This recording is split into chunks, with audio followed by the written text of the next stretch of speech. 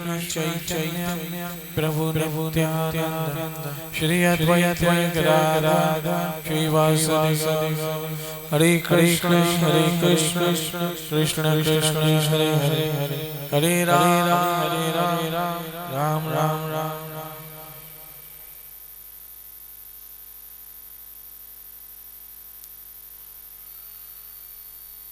नारायणं नमस्कृत्य नरं चैव नरोत्तमं देवीं सरस्वतीं व्यासं ततो जयमुदीरयेत्। श्रीमद्भागवत 8वां अध्याय और 4था स्कंद श्रीमद् भागवत। ये हम पर भगवान श्री कृष्ण की असीम कृपा है कि हम सबों को अपने परम कल्याण के हेतु ये भागवत सुनने का अवसर प्राप्त हो रहा है।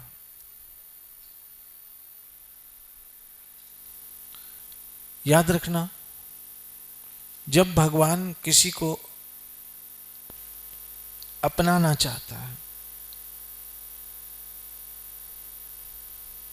भगवान किसी को स्वीकार करना चाहता है,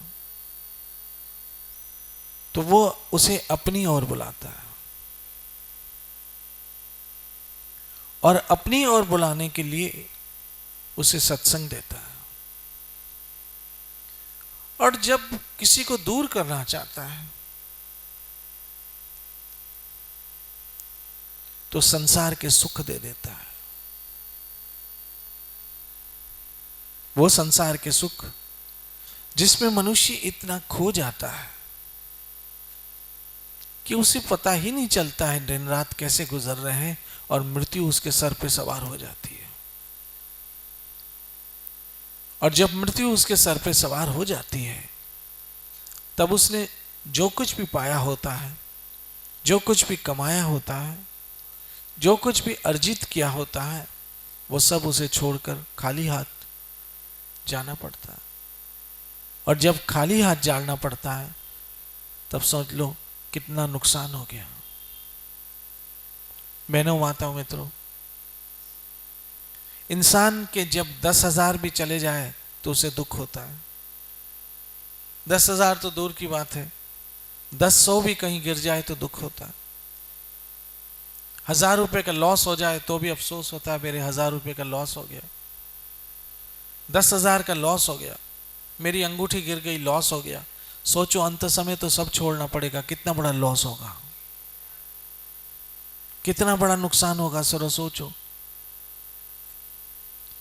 और सबसे बड़ा नुकसान तो ये होगा कि हमारा शरीर ही लॉस हो जाएगा हमसे।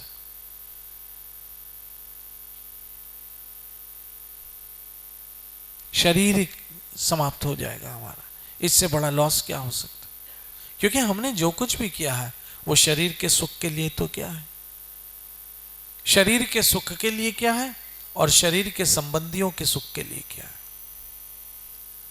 हम सबों पर यह भगवान की असीम कृपा है कि हमें अपनी ओर बुला रहे हैं, और उसका संकेत है हमें ये सत्संग सुनने का सौभाग्य मिल रहा है। ये सत्संग नहीं होती है, भगवान के घर जाने का मार्ग होता है, जिस पे यदि इंसान चले तो अवश्य अपने घर पहुंच जाएगा। आज हम ध्रुव महाराज और नारद मुनि के बीच का संवाद पढ़ रहे हैं, जिसमें नारद मुनि ध्रुव महाराज को समझा रहे हैं। जिसमें ध्रुव महाराज ने कहा था कि जो आपकी बातें हैं वो बिल्कुल सत्य है, लेकिन मुझ जैसे कम बुद्धि के इंसान की समझ में नहीं आती है। उस पे नारद मुनि ये उपदेश दे रहे हैं। हमने जहां पर कल सत्संग को विराम दिया था, आज वहीं से आरंभ करते हैं। सबसे पहले नारद मुनि बता रहे हैं कि बेटा, आपकी माता सुनीति ने जो आपको मार्ग दिखाया वो सर्वश्रेष्ठ है। यानी सर्वश्रेष्ठ मार्ग है भगवान श्री हरि के आश्रय लेना।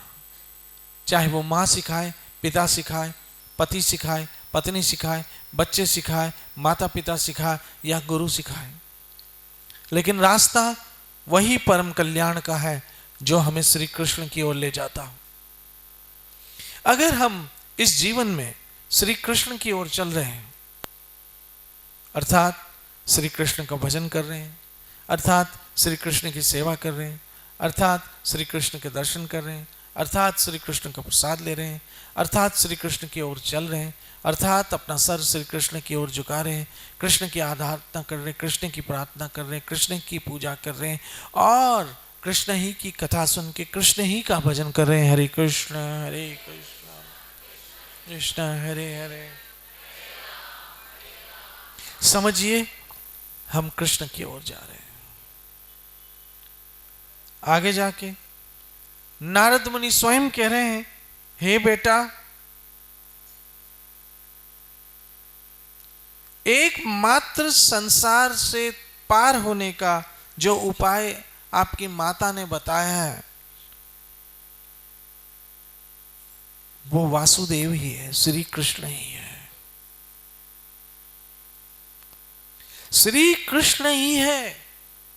याद रखना, श्री कृष्ण परम ईश्वर है। हमारे लोग बहुत सारी भ्रांतियों में हैं, बहुत सारी अज्ञानता में हैं, उनको किसी तरह से मिसगाइडेड कर दिया जाता है, लेकिन याद रखना परमेश्वर एकमात्र श्री कृष्ण ही है। स्वयं ब्रह्मा जी, चतुर्मुख ब्रह्मा जी इस बात को साक्षी देते हैं, ईश्वर परम कृष्ण सच्चिदानंद विग्रह अनादिर आदिर गोविंद सर्व कारण कारणम।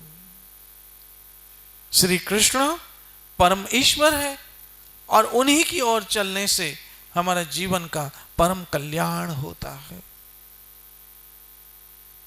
दुर्भाग्य से आज मनुष्य अपने स्वार्थ, क्षणिक स्वार्थ, सांसारिक पदार्थों की प्राप्ति और अपनी सांसारिक छोटी छोटी इच्छाओं के लिए इधर उधर भटक रहे हैं। कोई कहां भटक रहा है, कोई कहां भटक रहा है, कोई कहां भटक रहा है। यूं अपनी श्रद्धा को, अपने विश्वास को व्यर्थ में गंवा रहे हैं। आप अपनी श्रद्धा का सदुपयोग कीजिए, अपने विश्वास का सदुपयोग कीजिए और इस तरह से आपकी श्रद्धा का केंद्र और आपके विश्वास का केंद्र भगवान श्री कृष्ण होना चाहिए। ये बात मैं नहीं कह रहा हूं, यहां भागवत में नारद मुनि कह रहे हैं। इसको हल्का मत लीजिए, क्योंकि कहने वाला कौन है? नारद मुनि है और सुनने वाला कौन है? ध्रुव महाराज है। इसलिए जब मैं आप सबों को यह कहता हूं कि कृष्ण की शरण लो, कृष्ण का भजन करो, कृष्ण की ओर चलो, उस समय मेरे विवेक पे कोई बोझ नहीं होता। मुझे कोई संदेह नहीं होता है कि मैं किस मार्ग पर इन लोगों को लेकर जा रहा हूं, क्योंकि यही एक मार्ग है जिस पे चलकर आपका परम कल्याण होगा। यही बात नारद मुनि भागवत में दोहरा रहे हैं।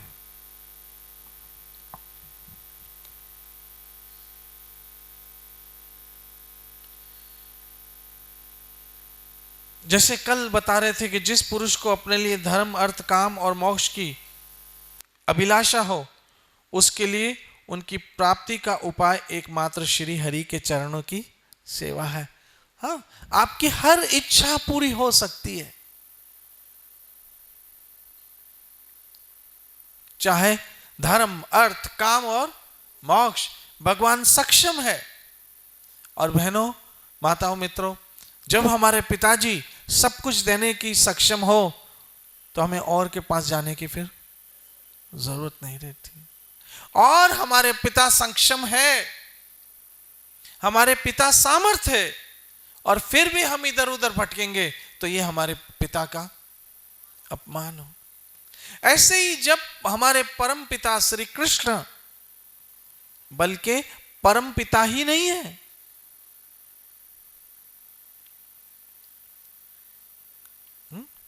वो पितामह भी है। माता धाता पितामह, गीता में श्री कृष्ण कह रहे हैं। इसलिए जब मैं कहूं कृष्ण कृष्ण कृष्ण, अर्थात यही आपके परम कल्याण का स्रोत है, श्री कृष्ण नाम आपके परम कल्याण का स्रोत है।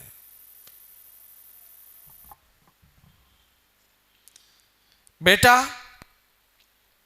अब आप जाओ कहां? मधुवन, जमुना के किनारे। हाँ, और वहां पर आसन बिछा के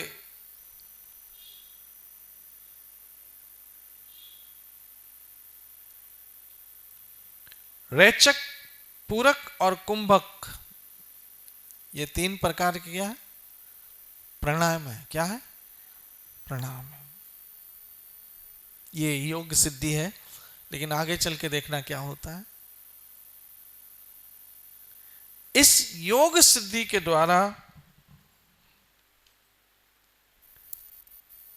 धीरे धीरे प्राण, मन और इंद्रियों को दोषों से दूर करके धैर्य से मन परम पुरुष भगवान में ध्यान करना। हे पुत्र, आहिस्ता आहिस्ता अपनी इंद्रियों को क्या कर? अंकुश में कर। हम क्यों दुखी हैं बताऊं? क्योंकि हमारी इंद्रियां हमारे कंट्रोल में नहीं है।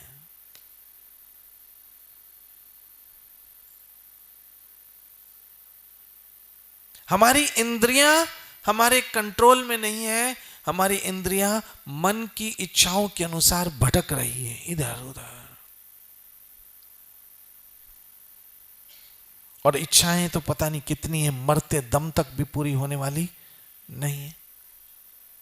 क्योंकि मन के साथ मुसीबत यह है कि वो कभी खुश रहता ही नहीं है,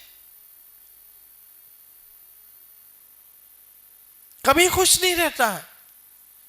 एक गाड़ी ली, अभी मन उससे पूरी तरह से खुश भी नहीं हुआ कि चाहता दूसरी ले लूं, ये बेच दूं।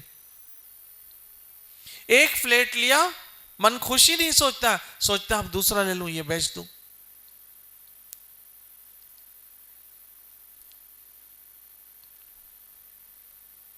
ये तो शादियां लोग तोड़ नहीं सकते हैं। शादियां लोग तोड़ नहीं सकते हैं।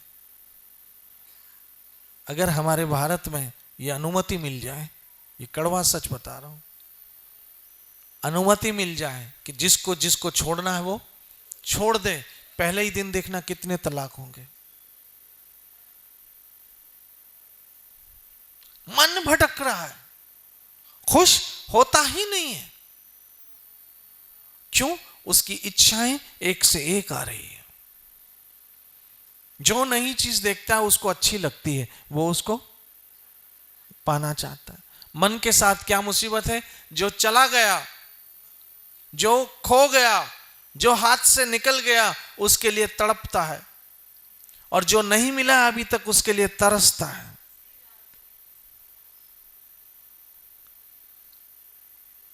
उसके लिए क्या करता है? तरसता है, और यूं ही अपना जन्म व्यर्थ गंवा देता है। इसलिए पहले तो तू बेटा अपनी इंद्रियों को अंकुश में कर, नहीं तो तुम अपने लक्ष्य की ओर जा नहीं सकोगे। जैसे मान लो, एक उदाहरण देता हूं आपको, कि आपको सोना लेने के लिए आपकी जेब में 5,000 है, आप घर से क्या लेने निकले हो? सोना। अब मार्केट में आपको कपड़े पसंद आ गए, 1,500 के ले लिए, बाकी कितने बचे? 3.5। अब लेने क्या निकले हो? सोना। लेकिन बीच बीच में इच्छाएं आ रही है। फिर सोचा, अरे कपड़े तो लिए, लेकिन इसके साथ इसकी मैचिंग के जूते भी चाहिए, नहीं तो क्या कपड़े कैसे जूते कैसे अच्छे लगेंगे? 1,000 रुपए के जूते ले लिए, बाकी रहे 2,500। अब लेने क्या निकले हो, लेकिन बीच बीच में इच्छाएं आ रही है, बीच बीच में इच्छाएं आ रही। फिर कपड़े तो लिए, चप्पल भी लिए, लेकिन मेकअप, इसके कपड़ों की मैचिंग की लिपस्टिक होनी चाहिए, कपड़े की मैचिंग की बैंगल्स होने चाहिए, कपड़े की मैचिंग के ये होने चाहिए, 1500 उसमें गवा दिए। अब आप लेने क्या निकले थे, सोना, लेकिन आपकी इच्छाओं ने आपके धन को गवा दिया। जब सोने की दुकान आई तो पता चला लेने के लायक ही नहीं रहे, कुछ है ही नहीं, क्या ले। ऐसे ही हम अपनी मां के गर्भ से निकले हैं ईश्वर की प्राप्ति के लिए। भई प्राप्त मानुख देरिया, गोविंद मिलन की यही तेरी बिरिया। हम मां के गर्भ से निकले ही है ईश्वर की प्राप्ति के लिए, क्योंकि हमने मां के गर्भ में, याद रखना, जब हमारा सर उल्टा था, यानी सर नीचे और पांव ऊपर थे, और दोनों हाथ ऐसे माथे के पास थे, कभी सोनोग्राफी में देख लेना, दोनों हाथ माथे की तरफ थे, उल्टे लटक रहे थे। उस समय गर्भ की गर्मी, जो भी मां खाती उसका असर, कभी तीखा कभी खट्टा, ये सब गर्भ पे असर, तब हम तड़पते थे, और तड़पते तड़पते तड़पते अंदर पांव मारते थे। तो हमारी मां खुश होती थी, बच्चा घूम रहा है, एसल वर्ल्ड है वहां, क्या घूम रहा है। वहां कौन सी घूमने की जगह है कि घूम रहा है? वाटर किंगडम है वहां पे कि घूम रहा है? वो घूम नहीं रहा है, वो दुखी हो रहा है, हाथ पांव मार रहा है छूटने के लिए। और एक बात बताऊं, हमारे कई माँ बाप बहुत दुखी होते हैं जब बच्चे बड़े होते हैं ना, तो कहते बच्चे हमें लात मारते हैं। ऐसे कभी कभी माँ बाप कहते हैं बच्चे हमें लात मारते हैं। इसमें आश्चर्य की क्या बात है, वो तो पेट से स्टार्ट कर दिया था। लात मारना तो गर्भ में थे तभी से स्टार्ट कर दिया था, अभी कौन सी नई बात। तब लात मारता था बच्चा तो आप खुश होते थे, अब रोते हो, फर्क सिर्फ इतना। लेकिन ये लात मारना कोई नई बात नहीं है। तो हम गर्भ में थे और भगवान से प्रॉमिस क्या था, हे प्रभु। भागवत में कपिल मुनि अपनी माता, कभी मौका मिला तो कपिल और देवहूति संवाद पे चर्चा करेंगे, कभी अवसर आए तो। ये सिलसिला है प्यार का, ये तो चलता रहेगा। हरि अनंत, हरि कथा अनंत, इसका कोई अंत है ही नहीं। बस मैं आपको दुआ देता हूं, आपको भगवान शक्ति दे सुनने की, और मुझे दुआ दीजिए कि मुझे शक्ति दे सुनाने की, ताकि ये सिलसिला चलता रहे। जब माता देवहूति को कपिल मुनि ने सांख्य योग का ज्ञान दिया था, तब बच्चा कहता है प्रभु अब मुझे मुक्त करो, मैं आपको भूलूंगा। लेकिन संसार में आके भूल गए। तो हम कहने का अर्थ यह है कि हमारा जन्म ही हुआ है ईश्वर की प्राप्ति के हेतु। देहधारी का फल यही, भज मन कृष्ण मुरार, मनुष्य जन्म की मौज ये मिले ना बारंबार। इस मनुष्य जन्म की मौज ले लो। संसारिक लोग कहते हैं खाओ पियो और मौज करो, लेकिन ये खाना पीना और मौज करना मतलब क्या हुआ? जो खाया वो विष्ठा बन गया, जो पिया वो मूत्र बन गया, दोनों गए। और जो मौज की वो बुढ़ापे में भोगो, क्योंकि जितनी भोगी जवानी उतना रोगी बुढ़ापा।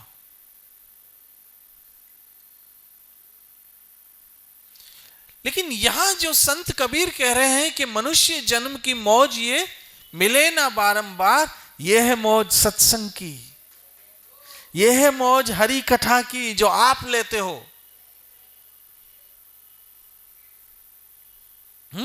जो आनंद संत फकीर करे, जो सत्संग का आनंद है, जो संत महात्माओं के द्वारा प्राप्त होता है, वो आनंद और कहीं नहीं मिलता, क्योंकि मन अंतर की उत्तरेज, यहां मन निर्मल होता है, जो गुरु महाराज को समझाया गया।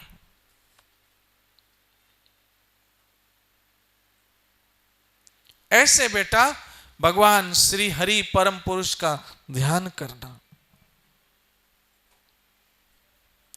अब आके नारद मुनि क्या कह रहे हैं? भगवान के नेत्र और मुख निरंतर प्रसन्न रहता है। भगवान सदैव मुस्कुराते रहते हैं, क्योंकि वो आनंदमयी है। ईश्वर परम कृष्ण सच्चिद आनंद विग्रह, भगवान की जो विग्रह है वो आनंदमयी विग्रह है।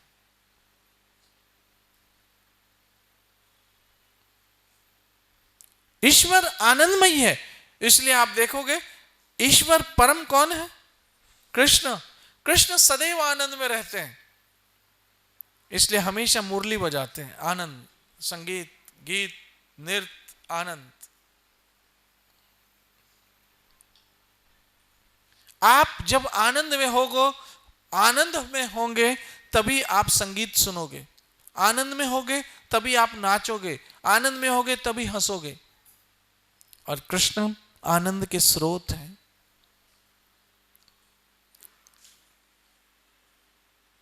इन्हें देखकर ऐसा मालूम होता है कि वो प्रसन्नता पूर्वक सदैव भक्तों को वर देने के लिए तैयार खड़े हैं। ये नारद मुनि क्यों कह रहे हैं? देखो, कभी कभी हमारी मां कहती है चुप रहना, आज पापा का मूड खराब है। फिर हमारी मां समझाती, देख बेटा, जब पापा का मूड ठीक हो ना तब ये बात बोलना। ऐसे बोलते हैं। फिर मां ये कहती, आज पापा का मूड बिल्कुल खुश है, आज अच्छे मूड में है, बोल दे, मिल जाएगा। तो हमें हमारी खुशी की चीज कब मिलती है? जब देने वाले का मूड अच्छा हो। यहां पर नारद मुनि कह रहे हैं, ये जो देने वाला दाता श्री हरि है ना, उनका मूड तो सदैव अच्छा रहता है, और वो सदैव वर देने को तैयार है। कैसे? प्रसन्नता पूर्वक, प्रसन्नता पूर्वक, प्रसन्नता पूर्वक।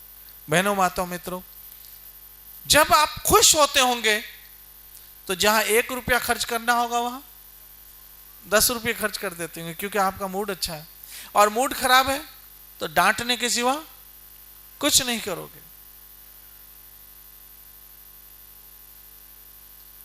और एक बात बताऊं आपको, बहुत काम की, अगर आपको कोई मूड खराब हो घर वाले का और आपको डांट दे तो उसका बुरा बिल्कुल मत मानना, क्योंकि इस समय उसका मूड खराब है, वो अपने होश में नहीं है। क्योंकि जब मूड खराब होता है ना, उस समय कौन सा गुण होता है? तमोगुण होता है। और भगवत गीता में कहा तमोगुण, रजोगुण और सतोगुण। कभी सतोगुण को दबा के तमोगुण, सतोगुण और रजोगुण को दबा के तमोगुण आ जाता है, कभी तमोगुण और रजोगुण को दबा के सतोगुण आ जाता है, और कभी सतोगुण और तमोगुण को दबा के रजोगुण आ जाता है। तो ये गुण परिवर्तन से मूड खराब बनता है और अच्छा बनता है। तो समझ लेना, आज इसका गुण ही कौन सा है? तमोगुणी है, तमोगुण में बैठा है, इसलिए इससे ज्यादा वायड़ा करना ठीक नहीं है। जो कहा है वो सुन लो, चुप कर। ये समझदारी होती है, समझदारी इसमें होती है।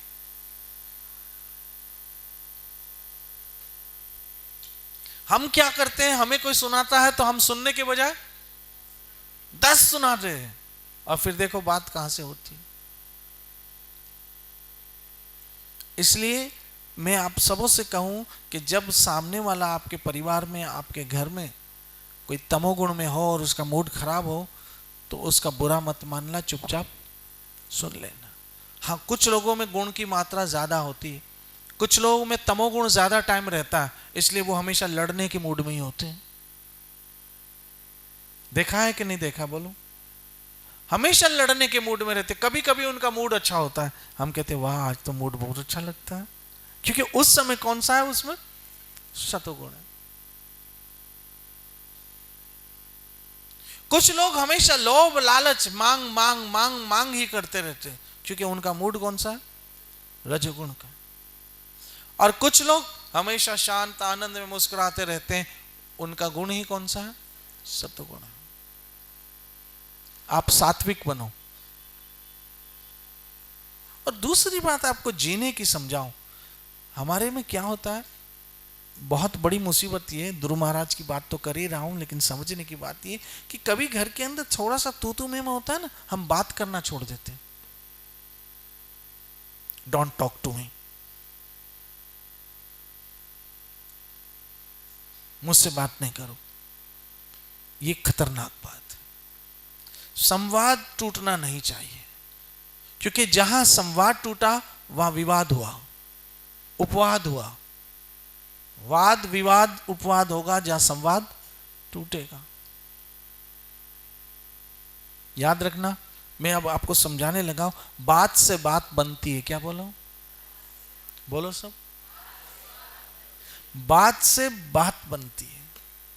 अगर बात नहीं करोगे तो फिर बातें होगी। आ रहा है कुछ समझ? क्या बोलो? बात बंद हो गई तो फिर बातें होगी। आई समझ में? कुछ नहीं समझ आई तो थोड़ा हो सकता है वो ब्राउजिंग हो रही है देर से। बात यदि बंद हो गई तो फिर बातें ही होंगी, और बातें होना ठीक नहीं, इसलिए बात होना ठीक है। यहां नारद मुनि कह रहे हैं कि भगवान का मूड कैसे रहता है, सदैव देने के मूड में है। लो लो क्या चाहिए, लो मैं बहुत खुश हूं, लो मैं आज खुश हूं, लो मैं बहुत खुश हूं, लो। प्रसन्नता पूर्वक, लेकिन किसको, भक्तों को देने के तैयार है। जो मांगे ठाकुर अपने से सोई सो। भक्त जो मांगेगा भगवान जरूर दे देगा। आगे जाके कह रहे हैं वो हमेशा तैयार रहते हैं देने के लिए। उनकी नासिका, भवें और कपोल बड़े ही सुहावने हैं। नारद मुनि ने तो भगवान के दर्शन किए हैं, इसलिए कह रहे हैं ध्रुव, उनकी जो नाक है, उनकी जो भवें हैं, उनके जो कपोल हैं, वो बहुत ही सुंदर है, बहुत प्यारे हैं भगवान। श्री राधे, श्री राधे। बहुत ही कैसे हैं, प्यारे और सुंदर हैं। मधुरम मधुरम मधुरम मधुरम। आगे जाके वे सभी देवताओं में परम सुंदर है, कृष्ण से जैसा सुंदर, इसलिए कृष्ण है श्याम सुंदर। सारे देवता हो सकता है अपनी अपनी जगह सुंदर हो, जैसे इंद्र बहुत सुंदर है, लेकिन कृष्ण से ज्यादा सुंदर, गीता में खुद के कृष्ण कहते हैं, अरे भाई अर्जुन छोड़ ये सब बातें, बहुत ज्यादा सुंदरता का वर्णन क्या करना है, समझ लो कि ये संसार की जितनी सुंदरता है वो तो मात्र मेरा एक अंश। लो ये जो इतनी इतनी सुंदर स्त्रियां, इतने इतने सुंदर पुरुष, इतने इतने सुंदर जगह, इतने इतने सुंदर फूल, इतने सुंदर चांद, इतने सुंदर समंदर, इतने सुंदर आकाश, इतने सुंदर शहर, इतने सुंदर पहाड़, इतने सुंदर स्नो, ये तो मात्र कृष्ण का एक अंश है। तो वो स्वयं कैसा होगा, सोचो जरा। और वो आपको मिल सकता है। आपको तो चाहिए ना सुंदरता। हम में से हर एक व्यक्ति को सुंदरता पसंद है। सच्ची बात बोलो ना, हम में से हर एक व्यक्ति को सुंदरता पसंद है। इसीलिए तो हम आउटिंग करने जाते हैं हिल स्टेशन पे, बाहर के दूसरे देशों में। हम जाएंगे कहाँ? गार्डन में घूमेंगे क्योंकि वहां सुंदर है। ऐसे तो नहीं कचरे की कुंडी में जाके बर्गर खा रहे हैं, नहीं, कोई नहीं करेगा। जहां सुंदरता है वहां जाते हैं। तो फिर कृष्ण से बड़ा अगर आपको सुंदरता चाहिए तो कृष्ण तक पहुंचो, भजन करो, हरे कृष्ण हरे कृष्ण हे ध्रुव, वो देवताओं में सबसे सुंदर है, उन जैसा सुंदर कोई नहीं है। जिसकी रचना इतनी सुंदर, वो कैसा सुंदर होगा, सोचो। जिसने इतने इतने सुंदर लोग बनाए, सुंदर पहाड़ बनाए, सुंदर वादियां बनाई, सुंदर समंदर के सी बीचेस बनाए, और पता नहीं क्या क्या सुंदरता की रचना की, वो स्वयं कैसा सुंदर होगा।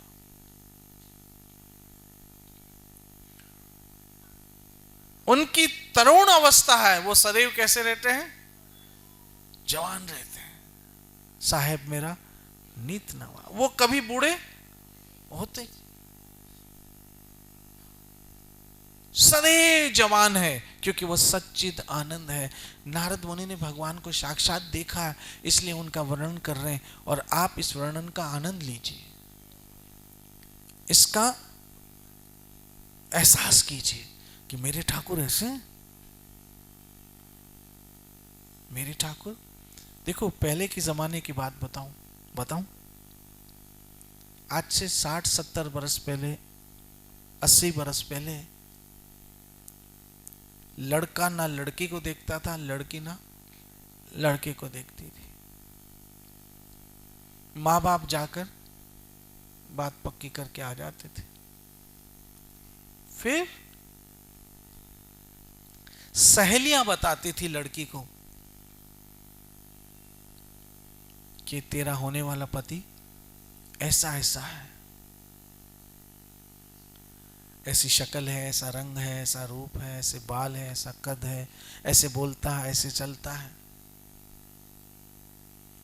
और वो लड़की सुन सुनकर उस लड़के से प्रेम करने लग जाती थी, है ना? 60-70 साल पहले यही हाल होता था। कभी किसी को देखते नहीं थे, बस वर्णन करते थे और उससे प्रेम हो जाता था। और लड़की शर्मा शर्मा के सुनती थी। भक्तों का बस ऐसे ही हाल है। हमने कभी भगवान को साक्षात नहीं देखा है, लेकिन सुन सुन के कि अरे भागवत में नारद मुनि कह रहे मेरे ठाकुर ऐसे, वाह, मेरे ठाकुर ऐसे, वाह, मेरे ठाकुर ऐसे, उनसे ज्यादा सुंदर कोई है ही नहीं।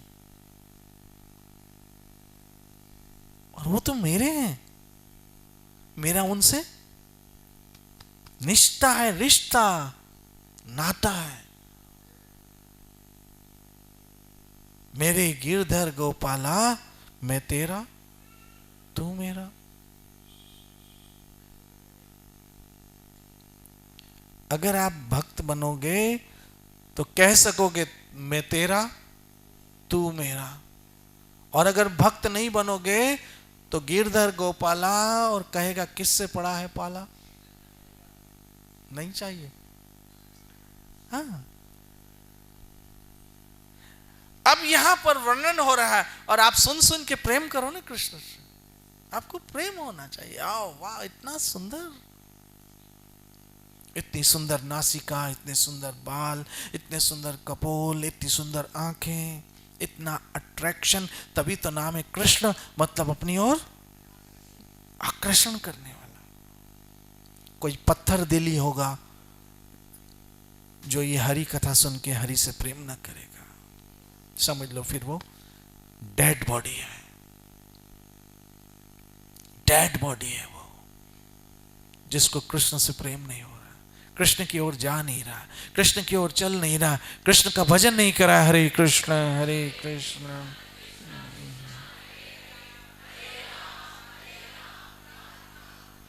बेटा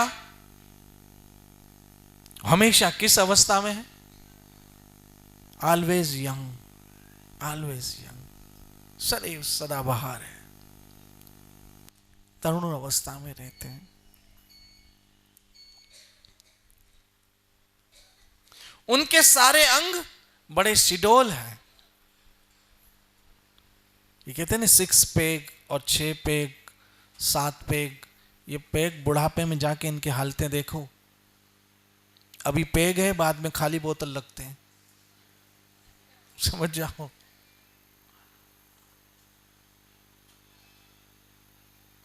लेकिन कृष्ण सदैव शिडोल रहते हैं। कितनी सुंदरता का वर्णन हम कल और करेंगे, क्योंकि आज का समय पूरा हो गया है और ऐसा जी चाहता है कि सुनते जाएं और हम बोलते जाएं, बोलते जाएं और हम सुनते जाएं, और हरि की सुंदरता का वर्णन किसी की जबान इस लायक नहीं है कि कर सके। आइए हम इस भागवत की परम कथा को कल पे छोड़ देते हैं। नारद मुनि और ध्रुव महाराज का ये संवाद कल के लिए हम छोड़ देते हैं। आज यहीं कथा को विराम करें ताकि हम समझ सके कि हमारे जीवन का अर्थ क्या होता है। बहनों, माताओं, मित्रों, जिनके हृदय में प्रेम है और जो श्री कृष्ण का भजन कर रहे हैं, हरे कृष्ण हरे कृष्ण,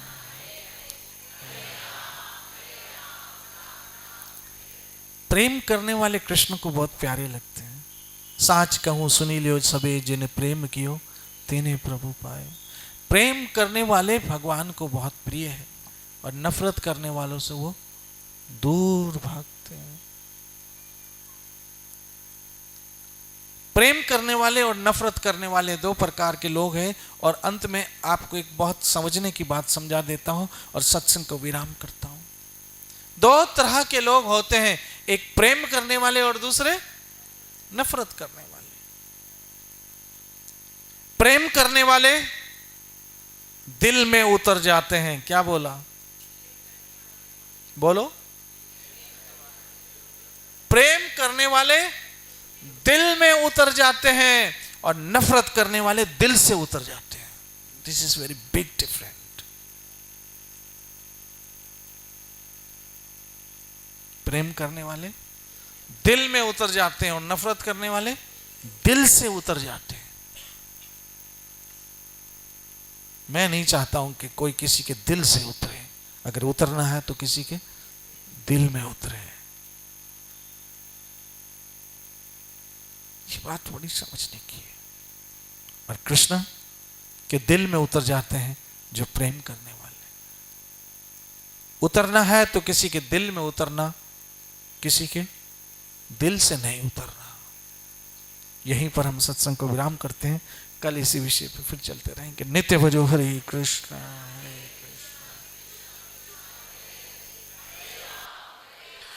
श्री श्री राधा वृंदावन चंद्र बिहारी लाल।